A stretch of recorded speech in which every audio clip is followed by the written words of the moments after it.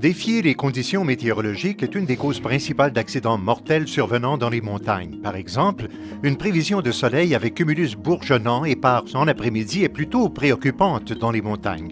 Quand ce type de nuages se forme au-dessus de votre route, il sera impossible de les contourner ou de les survoler. Vous devrez vous attendre à de la pluie et à une visibilité réduite. Votre seul choix sera de faire demi-tour et d'attendre le retour du beau temps. Idéalement, les pilotes devraient éviter de se placer dans de pareilles situations. Obtenez toute l'information météo relative à votre itinéraire avant de partir afin d'accroître vos chances de mener votre voyage à bon terme. Le vent est un autre facteur important de la météo en montagne.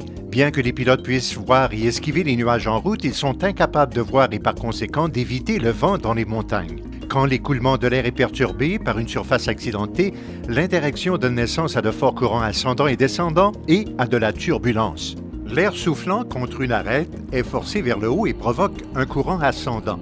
Un aéronef volant du côté du vent d'une vallée réalisera des vitesses et des ascensions plus rapides. Il y rencontrera toutefois plus de turbulences que s'il volait à une altitude le plaçant au-dessus des crêtes. L'inverse se produit du côté sous le vent où l'air s'écoulera vers le bas, provoquant un courant descendant. À l'occasion, la puissance de ces courants descendants peut excéder la puissance ascensionnelle d'un petit aéronef. La stratégie consistera à s'éloigner de cette crête et à gagner le centre de la vallée où l'air descendant aura moins d'emprise sur vous et où vous obtiendrez plus de hauteur au-dessus du terrain.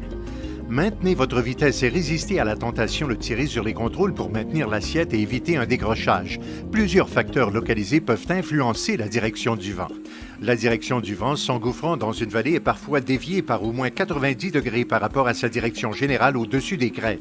En conséquence, on observera des variations considérables de direction du vent au-dessus et en dessous des crêtes.